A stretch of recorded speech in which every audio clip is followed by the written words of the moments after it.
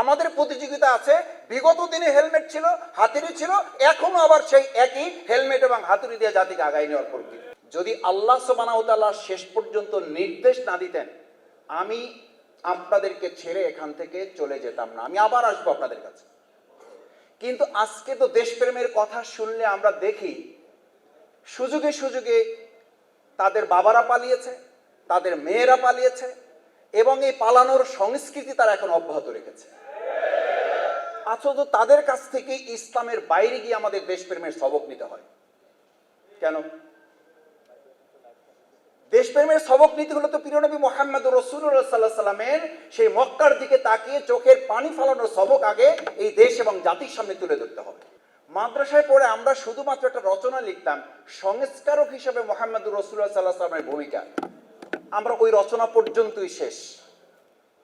প্রিয় নবী মুহাম্মদ রাসূলুল্লাহ সাল্লাল্লাহু আলাইহি সাল্লামের সিরাত বর্তমান শিক্ষা ব্যবস্থা স্কুল কলেজ বিশ্ববিদ্যালয় বাদই দিলাম, মাদ্রাসায় যদি কেউ কামিল পাশ করে এবং কয়েক সাবজেক্টে যদি সে কামিল করে, তারপরও পূর্ণাঙ্গ রাসূল সাল্লাল্লাহু আলাইহি সাল্লামের সিলেবাস জানার, বুঝার এবং তা মেনে চলার সিলেবাস কারিকুলাম আমাদের বাংলাদেশের বর্তমান শিক্ষা কারিকুলামে আসলে আছে কিনা? নাই, করতে দেওয়া হবে না।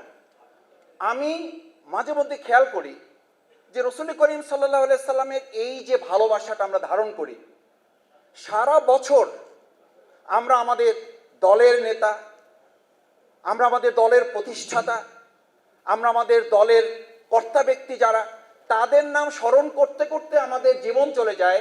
অথচ প্রিয় নবী মুহাম্মদুর রাসূলুল্লাহ সাল্লাল্লাহু আলাইহি সাল্লাম যার আদর্শ ধারণ করে বলা হয়েছে একটা গোটা মানব সভ্যতা পরিবর্তন করে দেওয়া যায়, তার নাম একবার যাদের মুখে উচ্চারিত হয় না, তারাই আবার এই রবিউল আউয়াল আসলে বলে রাসূল সাল্লাল্লাহু আলাইহি সাল্লামের আদর্শ নীতি অনুসরণের মধ্যেই কেবল আমাদের শান্তি নিহিত আছে। এর চেয়ে পৃথিবীতে বড় দ্বিচারিতা আর কিছু হইতে পারে না। রাসূল করিম সাল্লাল্লাহু আলাইহি সাল্লাম এই সমাজ এবং জাতির জন্য লড়াই করাটাকে তার সহজাত প্রবৃত্তি বলেছেন। আল জিহাদু খুলুকি, এই লড়াই, এই সংগ্রামটা আমার সহজাত প্রবৃত্তি। অন্যায়ের বিরুদ্ধে লড়াই করাটা এটা আমার প্রবৃত্তি, এটা আমার অভ্যাস, এটা আমার স্বভাব।